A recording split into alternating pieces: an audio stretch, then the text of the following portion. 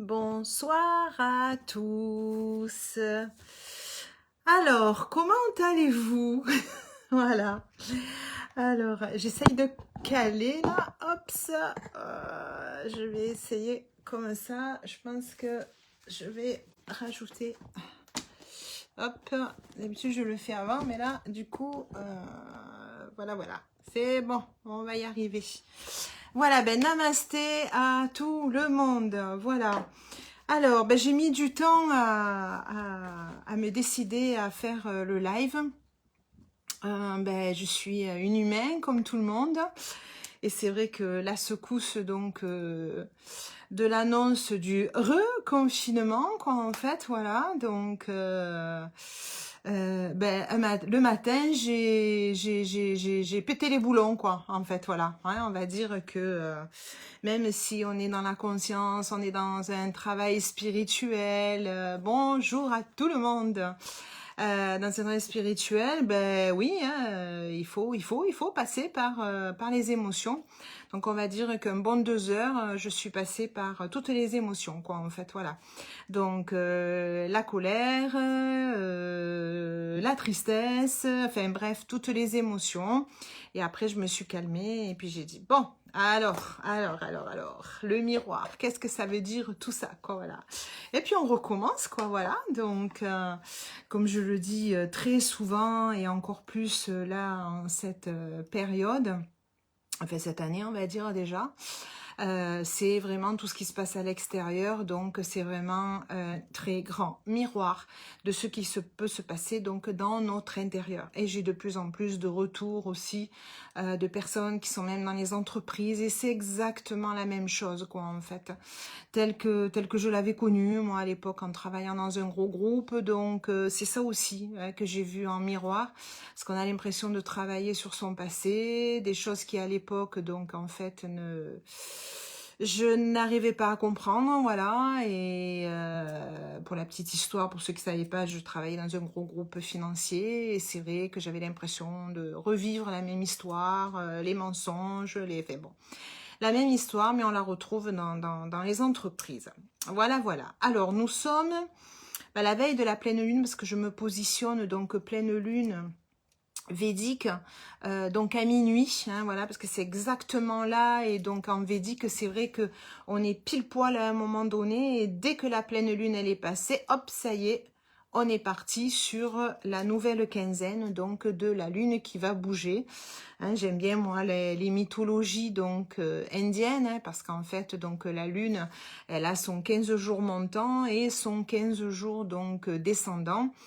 Et on dit toujours en fait que la lune part toute seule, en fait toute seule quand elle va aller avec son petit panier chercher ses connaissances. Et puis la deuxième quinzaine après finalement elle revient donc rejoindre le soleil, voilà, hein, puisque dans la mythologie donc indienne, en védique, hein, je pourrais dire, si vous voulez, le soleil donc représente jour Shiva qui est la conscience, et puis la lune c'est Shakti, et Shakti donc la féminité.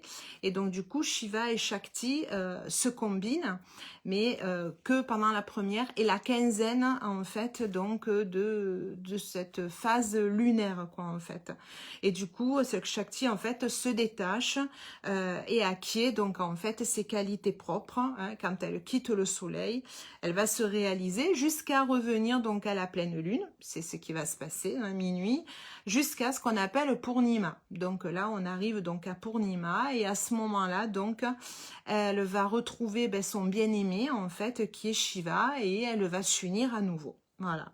Donc du coup, là, cette deuxième quinzaine, puisqu'on revient donc en fait donc Shakti avec Shiva, elle va, non, la lune, elle va rendre en fait toutes les qualités en fait qu'elle a récupérées et elle va nourrir les plantes en fait. Voilà, donc on va nourrir, donc on va nourrir comme on veut.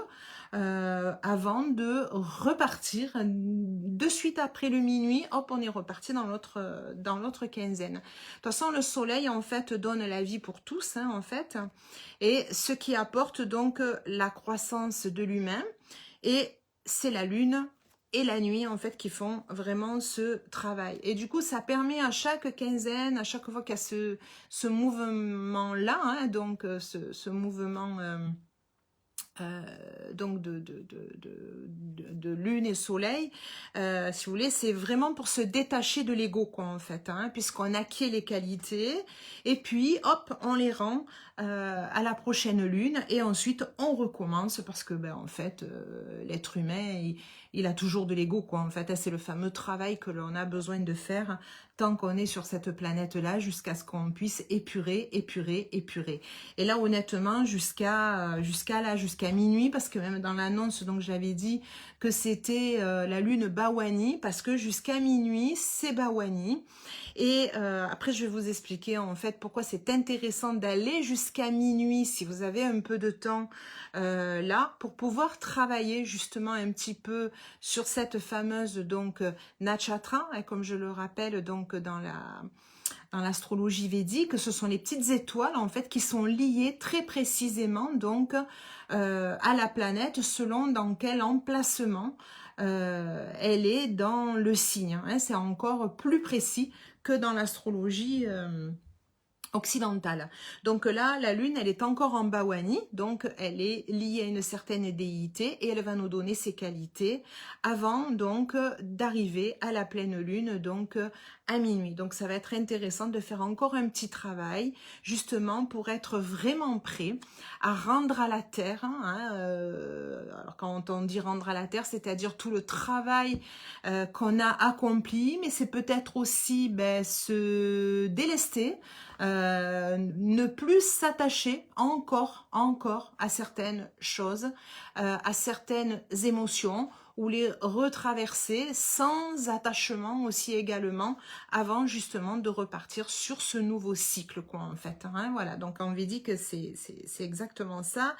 Et là, si vous voulez, c'est une période, parce que dans les deux périodes, donc phase lunaire, je prends un peu de temps pour vous expliquer, parce que en mythologie indienne, j'adore ça, la compréhension, puis c'est bien de le comprendre encore plus en ce moment. Donc, c'est-à-dire que quand on va faire des réalisations nouvelles, quand il va y avoir donc des nouveaux événements, c'est mieux de les lancer en fait en période claire, c'est-à-dire quand on va vers la nouvelle lune.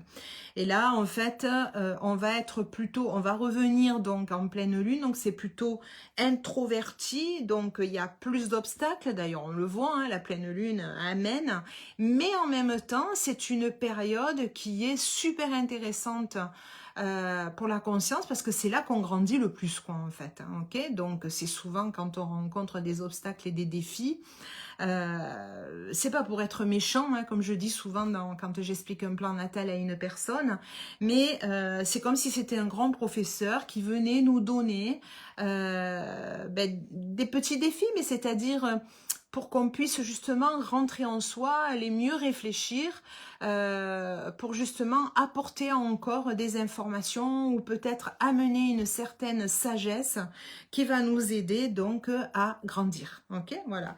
Et à chaque phase donc lunaire, on a la déité, hein, qui accompagne aussi. Donc c'est comme si c'était une forme d'énergie, quoi, en fait, aussi. Je vais répondre, hop, à une personne en même temps. Hop, je vous retrouve, voilà. Et cette énergie, en fait, qui est liée donc à la déité de la lune, eh bien, en fait, à chaque fois, elle va nous permettre de nous poser la question, qui suis-je, ok? Comment je vais pouvoir croître à nouveau, ok? Et donc là, on est vraiment dans le mois lunaire que l'on appelle donc Ashwini, ok? Alors, qui est Ashwini? On va le voir puisqu'on va arriver donc là, mais on est déjà dans ce mois-là, hein, j'en avais déjà un peu parlé. Mais là, jusqu'au 31 décembre, la Lune, elle est liée à Bawani. Alors, je vais pas faire un grand discours sur Bawani parce qu'on la quitte, mais ce qui est intéressant, c'est justement d'amener cette énergie, hein, donc puisqu'on vient de le voir, Bawani, elle est liée avec la divinité Yama, et ça va être intéressant de faire ce travail avant minuit pour justement délaisser à la terre ou ne plus s'attacher, hein, justement donc à un petit travail profond. Donc la divinité, là je le lis par rapport à un livre qui est traduit du sanskrit, hein, par rapport au nakshatra. La divinité donc gouvernante de Bawani, c'est Yama. Alors pour ceux qui font un peu de yoga connaissent Yama et Niyama, hein. Donc celui qui se présente en fait sous deux formes, hein. Yama, il va se donc Yama. La première donc est le dieu de la mort. La mort donc ne signifie pas la mort physique, hein, bien évidemment. Cela peut être aussi la fin d'un chapitre de la vie, donc cette période-là. Et j'allais dire, alors oui, on est tous furax, on ne comprend pas, il y a plein de choses, parce que ce deuxième confinement, par exemple, puisque bon, on est carrément dans le cœur, hein, de ce qui se passe, on ne le prend pas du tout comme le premier confinement, ok, majoritairement, voilà. Il y en a certains qui ne comprenaient pas le premier confinement, mais on savait pas trop en fait par rapport donc à la période donc sanitaire. Bon, depuis il y a eu énormément de choses qui ont avancé, beaucoup d'incompréhension, beaucoup de non-sens. Et là, on voyait qu'avec tous les efforts qui ont été faits, beaucoup de choses qui sont sorties, donc il y a vraiment une non-compréhension. Et rien que de nous dire on retourne dans un confinement, là je le vois au moins 2-3 jours, il y a eu une explosion d'augmentation de conscience en disant non mais c'est pas possible, c'est pas. Donc il y a plein de choses qui sortent et qui sont pas normales, des commerces qui peuvent ouvrir, d'autres qui sont fermés. Quand vous avez même les maires qui commencent à défendre eux-mêmes, je veux dire certains commerces, parce que ce sont des humains, ils comprennent pas pourquoi certains vont pouvoir et d'autres non, les grandes surfaces oui, enfin bon, on va pas rentrer dans tous les détails, mais quand vous commencez à voir que dans les élus, les différents personnages politiques, il n'y a pas d'accord, bon, voilà, hein, c'est qu'il y a un renversement de situation et on n'en est qu'au début, hein, voilà. On va rentrer dans novembre, ça va vraiment être un mois chaud, mais en même temps les vérités vont être là, quoi, en fait, hein, on arrête de se mentir. Donc cette période, donc Yama c'est la conduite dans la société, hein, donc il y a deux versions, et Niyama qui est le comportement personnel. Donc à chaque fois que dans un cours de yoga, hein, puisque c'est lié donc à l'attitude de l'unicité, hein, on devrait justement travailler les Yama et Niyama. Pourquoi? Parce que ça va nous permettre en fait de pacifier le mental, hein, parce que souvent on arrive, on va faire un cours de yoga, mais comme si on allait à un exercice physique, entre guillemets. Et si avant chaque asana, puisque normalement chaque asana c'est une attitude, c'est une posture que l'on va prendre, et logiquement on vient la faire pour arriver à se centrer, pour que le mental soit beaucoup moins agité, hein, au fur et à mesure. Mais avant de faire n'importe quel asana, ça serait bien de se poser un moment et justement de regarder sa conduite dans la société et son comportement personnel. C'est toujours comment je suis à l'intérieur, comment je me situe à l'extérieur, faire un aller-retour jusqu'à ce qu'on arrive à se poser. Donc avant chaque asana, ça serait bien de faire ça. Ça nous permettrait de nous relier à la conscience.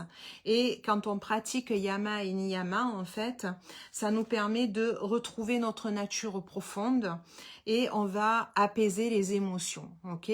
Donc ce que je vous demande, en fait, pour quitter justement toute cette période-là, puisqu'en fait on va rendre à la terre, Et on a peut-être à l'intérieur de soi fait cette analyse mentale très vite, 2-3 jours, en se disant, bon ok, on a explosé et autres, mais je me dis en même temps, il y a eu un éveil, un réveil, un surréveil pour les personnes qui l'étaient déjà, de comprendre que bon, il y a vraiment des choses qui ne vont plus du tout et que maintenant il faut vraiment se centrer.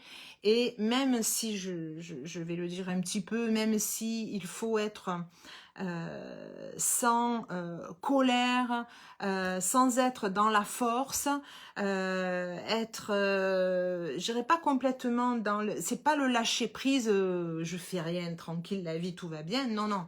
C'est lâcher prise, mais sans s'énerver, mais en même temps, il y a des actions qui doivent être mises en place. Mais j'allais dire pour ce soir, faisons ce travail donc de yama niyama pour justement être le plus possible dans sa vraie conscience, pas le recopillage de tout ce qu'il peut y avoir à l'extérieur. Je dirais même, regardons-nous dans notre propre vie, chacun, regardons-nous dans notre propre métier, hein, si on n'est pas encore dans une existence où on aime vraiment, c'est-à-dire que l'on est vraiment soi, c'est peut-être la période de se dire, bon, est-ce que là où je vis, est-ce que c'est correct?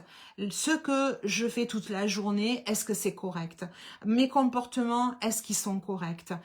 C'est une grande période justement pour pouvoir en fait analyser comment on est à l'intérieur de soi, quoi, en fait. Hein, c'est tout ce j'allais dire, de dire qu'on retourne dans le confinement, ça fait exploser encore plus, j'allais dire, nos petites molécules à l'intérieur, là, donc, et on revient à soi. Moi, je vois de plus en plus, malheureusement, le dire, bon, des personnes qui ne vont plus avoir de commerce et qui n'arrivent plus déjà, qui ont pris toutes leurs économies, les problématiques de gestion familiale, les problématiques de qui amène à l'école, et le masque et pas le masque, enfin, ça devient mais juste de la folie. Comment on peut continuer dans un espace-temps de cette manière-là, ok? Donc, pour ceux qui hésitaient encore, honnêtement, c'est quand on est, comme je dis toujours, c'est quand on est près du mur, ou quand vraiment, là, on est dans le vrai danger, ben, on va mourir. Eh ben là, écoutez-moi, là, on réfléchit plus, la peur, c'est terminé, on va se sauver. Je l'écrivais il n'y a pas tellement longtemps.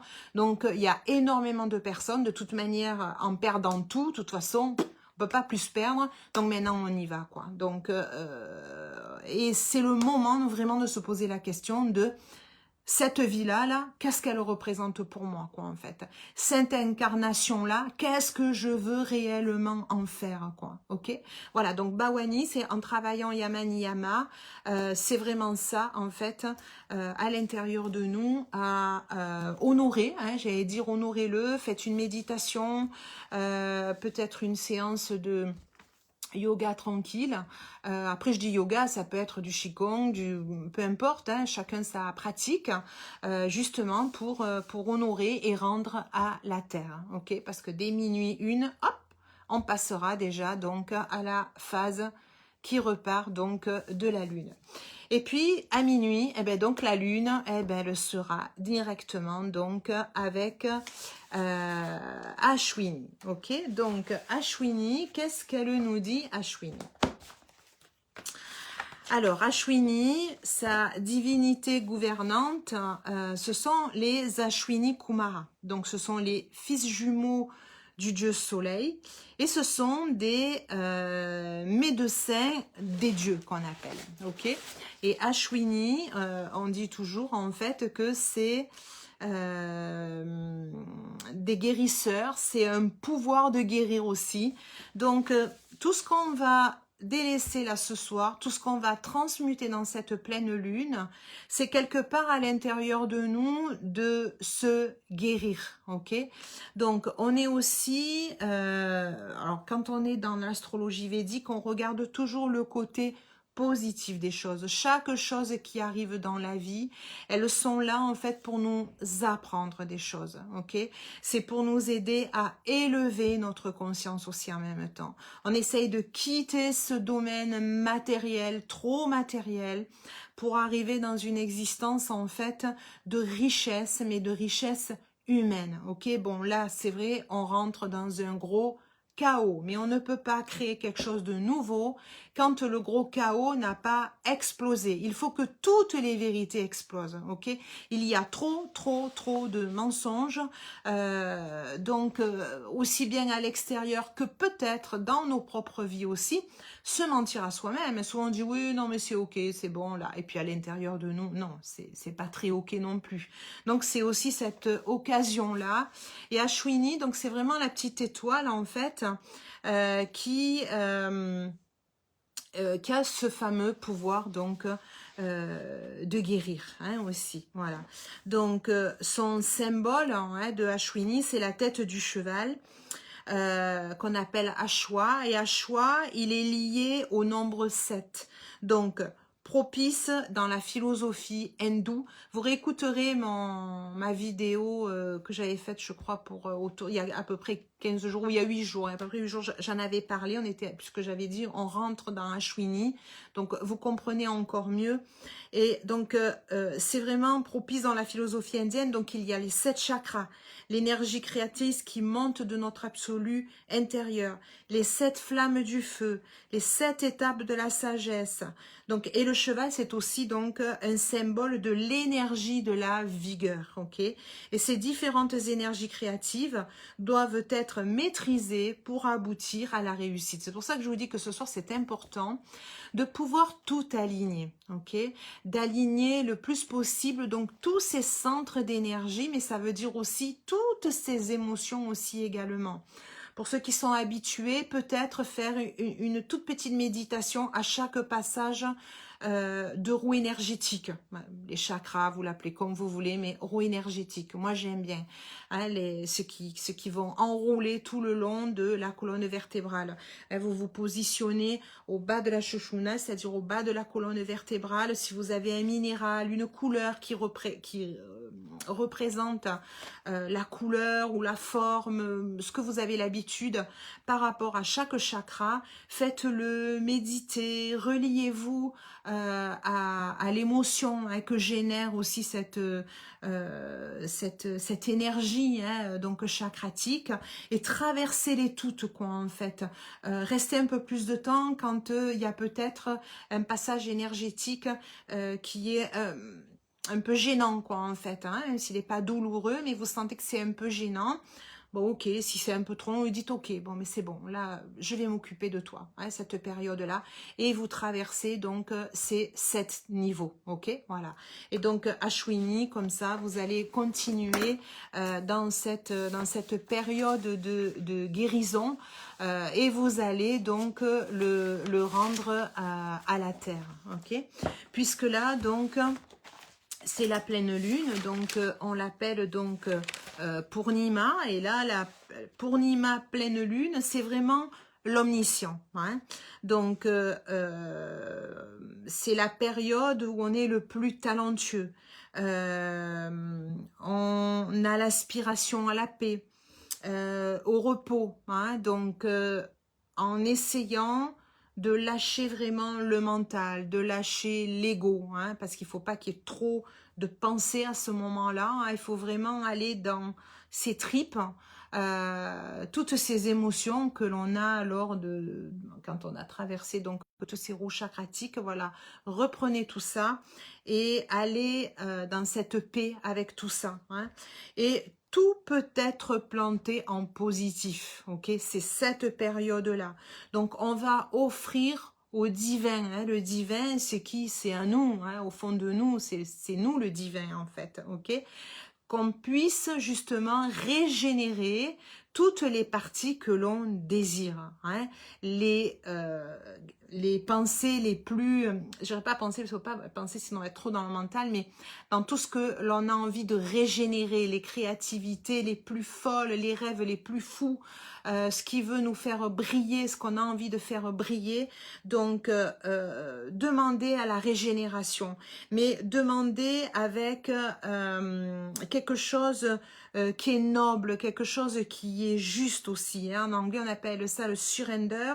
C'est vraiment le noble juste à 100%, hein. C'est vraiment s'abandonner au divin complet. Donc j'allais vous dire, c'est vraiment s'abandonner, le don de soi complet ce soir, d'être dans le lâcher prise et de s'offrir complètement donc pendant cette pleine lune quoi en fait, hein, ok, parce qu'on va vraiment passer par des périodes très mouvementées, ça je peux pas vous le cacher, mais en même temps si on est soi, si vraiment on est à l'intérieur de nous, ben ça va être une issue qui sera formidable, hein, voilà. Donc ça c'est la lune et bien évidemment donc la lune donc va venir rejoindre donc son amoureux le soleil, et soleil c'est Swati. Ok, donc je regardais parce que des fois les nakshatras, bon je regarde pas toujours, mais souvent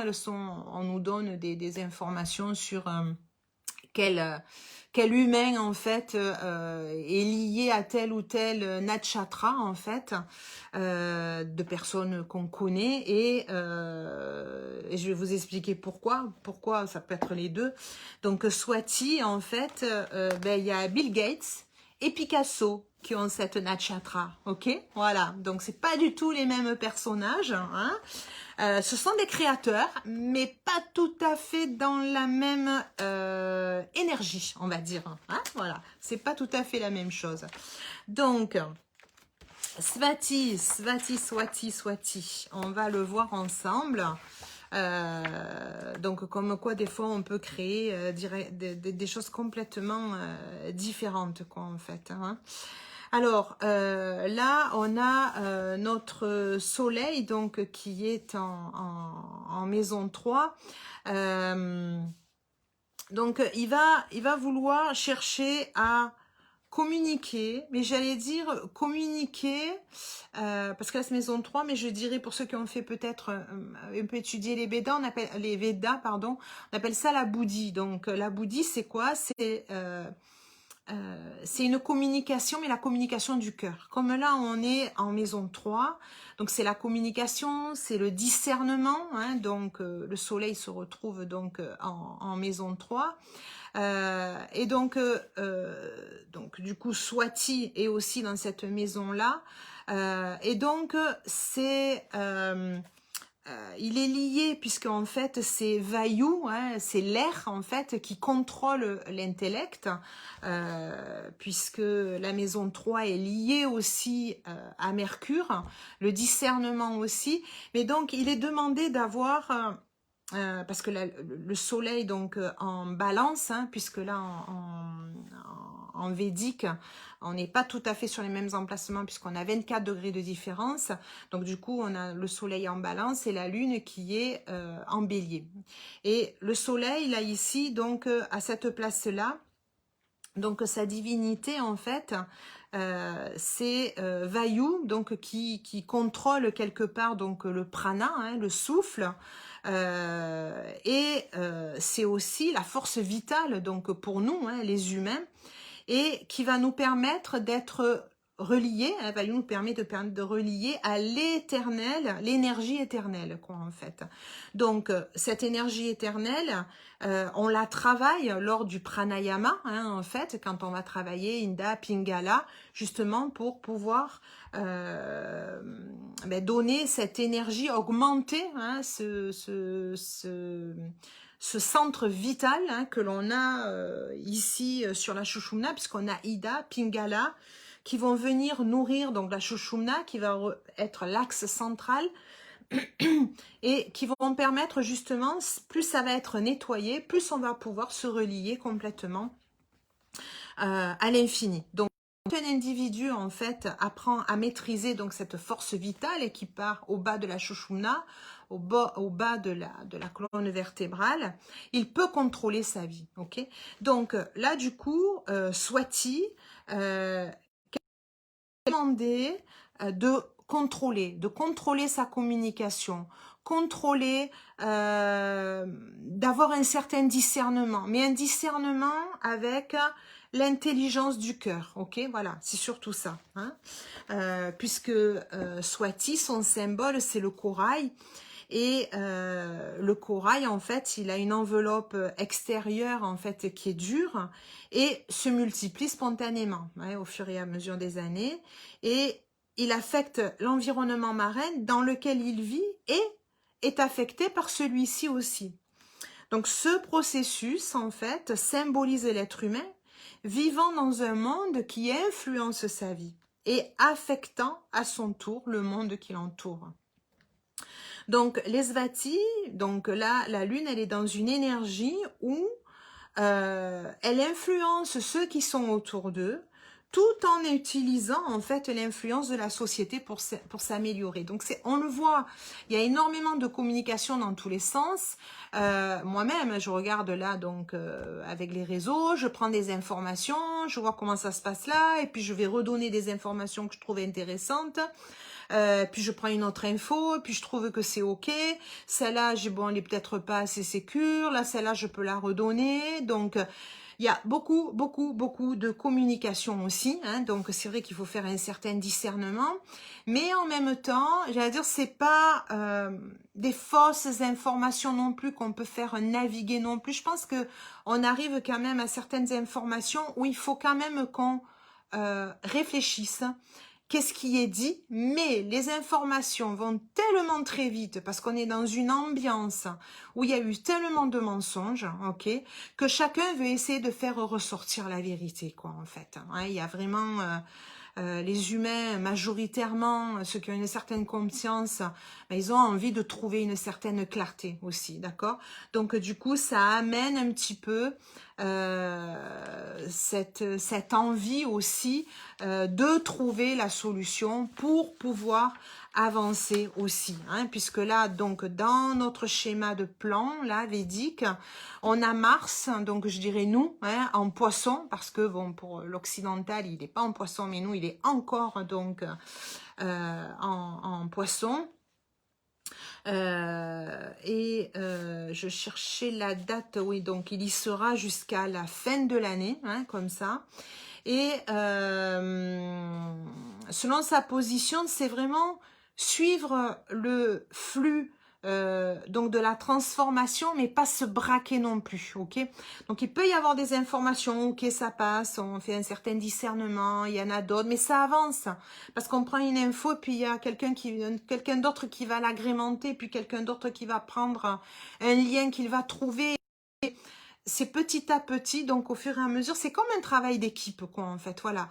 Donc, c'est se dire, on va vers quelque chose, une nouvelle créativité, on a un peu ras-le-bol de tous ces mensonges, donc on veut vraiment avancer, et on n'avance pas en individuel, ok? Je pense que c'est vrai qu'on était venu un peu dans des grosses périodes où c'était chacun pour sa peau, hein, un peu comme ça. Là, aujourd'hui, tout le monde est impacté, ok? Si c'est pas un jour l'un, ça va être l'autre, et ainsi de suite. Donc, c'est vraiment de travailler par corporation, hein, voilà. Donc, Mars, c'est le courage, c'est la force vitale, c'est le courage d'exister. Donc, par corporation, par amical, ou quand on ressent, hein, en fait, aussi l'envie d'aider quelqu'un, parce que de toute manière, on est tous impactés quelque part à un moment donné. Donc, c'est vraiment s'écouter, être dans un certain lâcher-prise. Mais comme je disais tout à l'heure, lâcher-prise, ça veut pas dire, Inch'Allah, on fait rien, quoi, en fait. Non. C'est pas rien faire, hein, voilà. Donc, on va avancer, et Mars, il est en poisson, donc c'est aussi une manière, en fait, d'agir derrière la scène, en fait. Il cherche donc à trouver la meilleure solution pour tous, et on le voit, hein, souvent on dit oui, mais pourquoi les médecins font rien, pourquoi le système juridique ne fait rien? Non, non, ça fait un moment que c'est là, ok? Mais peut-être le travail se fait, on ne le voit pas, là, comme ça, mais derrière la scène, c'est-à-dire devant tout ce qu'on peut voir, tout ce qui peut exploser, il y a un travail intelligent, hein, avec une certaine justice sociale qui se travaille, hein. Ça, c'est Mars en poisson, avec une certaine intelligence, un côté spirituel, hein, qu'a le poisson, quoi, en fait, ok? Et puis, dans le jargon astrologique, c'est 12e de 8. Donc, c'est vraiment suivre ce flux de la transformation parce que il y a comme un don par l'énergie. Donc, souvent, je le dis, laissons la magie de la vie. Ça veut pas dire on attend, allez, les anges, ils vont être là, ils vont nous aider. Oui, on peut le voir de cette manière-là hein, aussi. Chacun trouve sa solution, mais je dis toujours, la magie de la vie, c'est qu'il peut y avoir des gens à un moment donné qui étaient comme s'ils étaient d'un bord, et puis il y a des choses qui les touchent, il y a quelque chose qui au fond d'eux se disent c'est pas correct et ils vont mieux regarder et à un moment donné ils vont revenir sur un rail de vérité avec une certaine intelligence du cœur et ça peut tout faire basculer quoi en fait. Ok, voilà, donc peut-être qu'il y avait des médecins qui avançaient, ben oui on y va et puis ils se rendent bien compte qu'il y a des choses qui vont plus au niveau des avocats, au niveau des juges, ils se rendent bien compte au fur et à mesure qu'il y a des choses qui n'ont plus de sens. Donc oui, tout le monde est en train de mettre un peu le nez dedans, mais en faisant les choses intelligemment, quoi, en fait. Ok, voilà. Et puis, si je regarde un petit peu l'énergie de Jupiter et Saturne, Jupiter qui nous donne toujours l'enthousiasme de là où on doit visionner, où on doit mettre en place des choses, et avec Saturne qui nous demande où est-ce qu'on sert, hein, enfin, c'est-à-dire de quelle manière je peux me positionner, quoi, en fait. Donc Jupiter, là, il est donc en Sagittaire. Donc l'enthousiasme, je le mets de quelle manière? Donc Jupiter, là, il est ce qu'on appelle le maître de 5 et 8, mais il a un rapport 9-5. C'est-à-dire que, en tout cas, je le vois comme ça, c'est comme une ouverture, un élan nouveau, avec peut-être une autre pédagogie. Alors 5, ça peut être la politique, ça peut être la joie, c'est la pédagogie, c'est le théâtre. Oui, c'est très théâtral hein, aussi en même temps. Mais il y a vraiment une ouverture, un élan nouveau qui est plus créateur, qui est... ça va très très vite, hein, comme les enfants hein, aussi hein, de cette manière-là. Les enfants sont pas stables, ça peut aller très très vite. Donc c'est pour ça qu'on a l'impression en fait qu'il y a beaucoup de choses qui avancent comme ça. Donc regardons bien aussi. Et de quelle manière il y a un devoir, il y a une certaine responsabilité par la contrainte, mais aussi par l'aide. Hein. C'est-à-dire que, comme je vous disais tout à l'heure au début, c'est que du fait qu'on a une contrainte, c'est-à-dire qu'on est bloqué, on reconfine, à ce moment-là, on va essayer de trouver une solution, quoi, en fait. Mais par contre, comme Saturne est en Capricorne, donc c'est structuré. Hein, voilà, on va le faire de manière coordonnée, structurée, intelligemment. De cette manière-là, quoi, en fait. Hein, ok, voilà. Donc une lune qui nous demande de travailler sur notre expérience spirituelle, hein, puisqu'elle est en maison 9.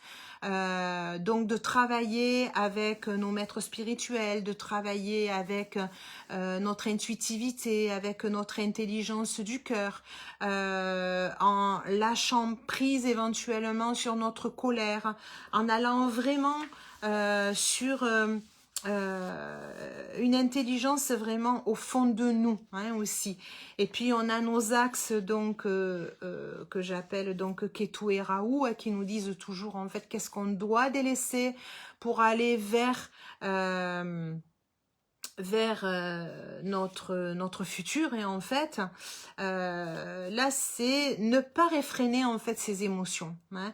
C'est vraiment apprendre à les vivre sans avoir la crainte d'en subir une souffrance hein. Souvent il y en a qui disent oh non mais je veux pas voir là moi je vais souffrir et si on change comment je vais me retrouver. Non.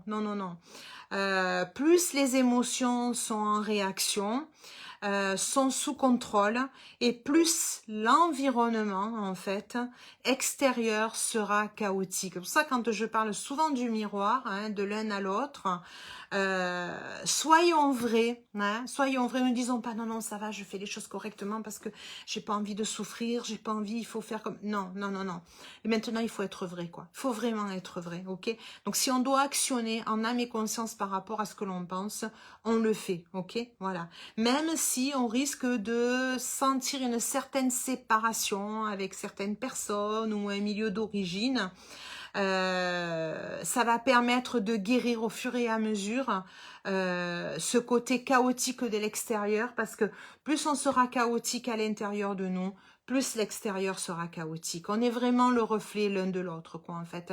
Donc, il faut vraiment revenir à des vraies réalités telles qu'on pense les choses, on les vit émotionnellement, quoi, en fait, ok, voilà, pour être vrai.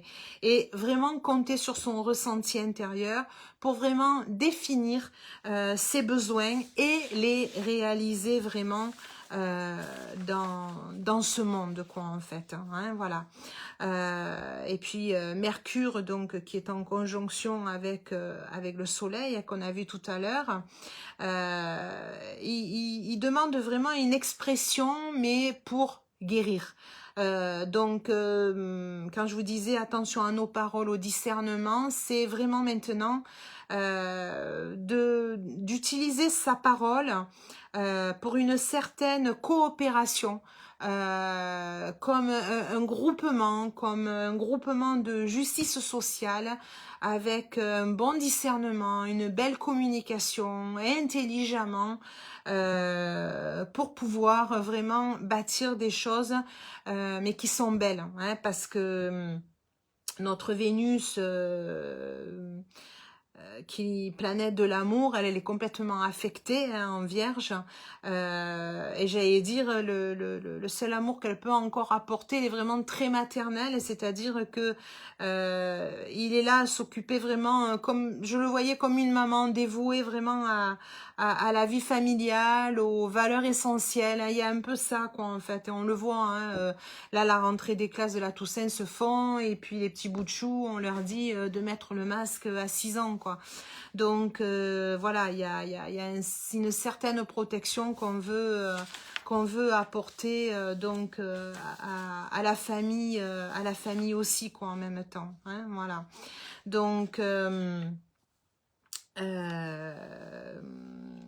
voilà, bah, il y avait tout ça que je voulais vous dire, hein, aussi en même temps.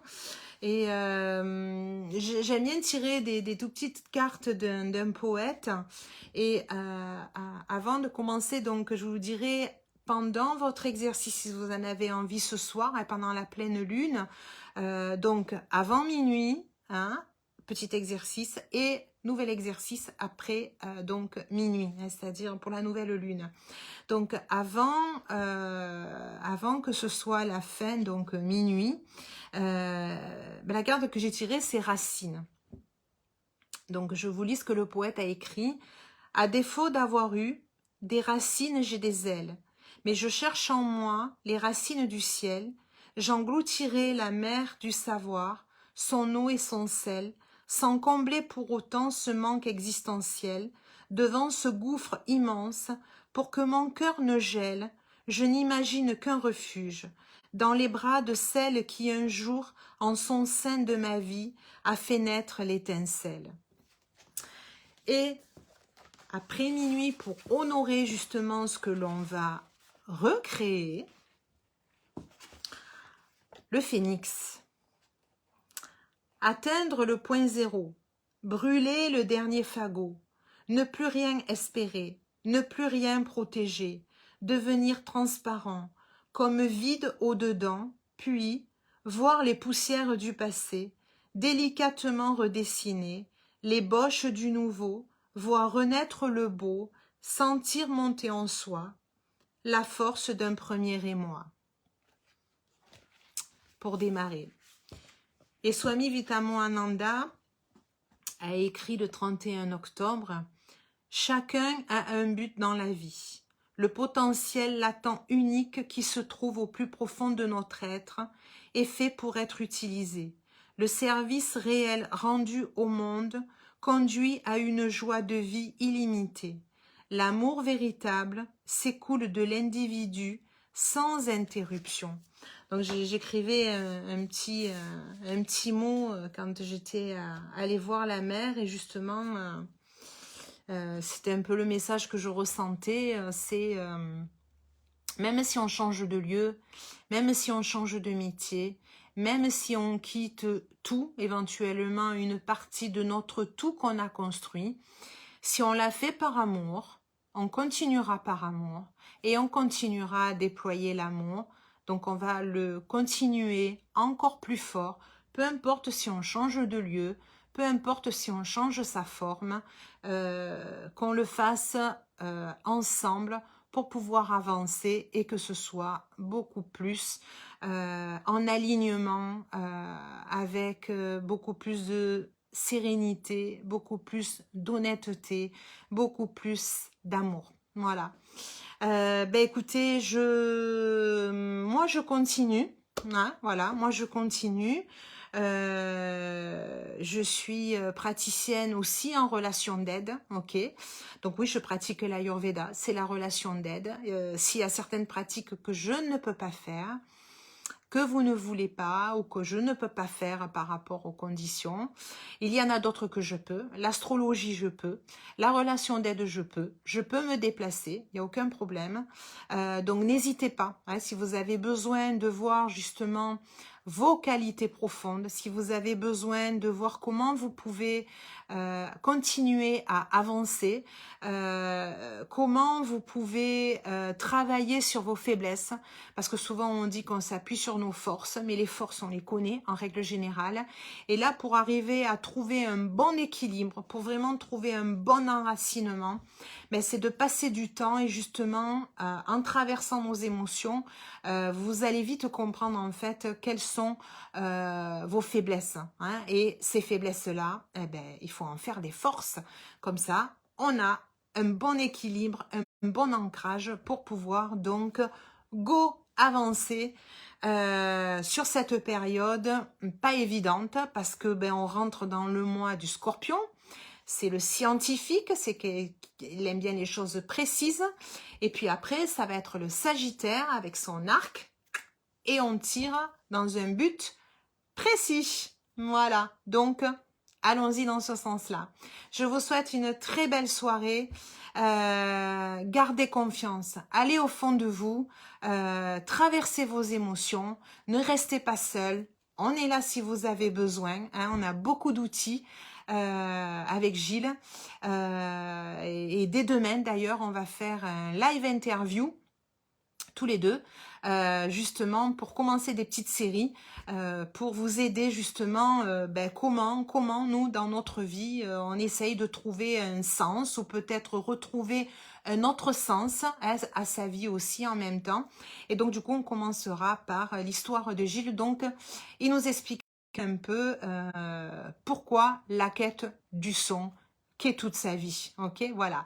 Donc vous pourrez trouver des mots qui vont pouvoir vous aider hein, aussi, des émotions aussi également, hein, voilà. Donc on va essayer de faire on va continuer vraiment à faire des petites vidéos et des passages comme ça. Donc ne restez surtout pas seul, ok, surtout pas.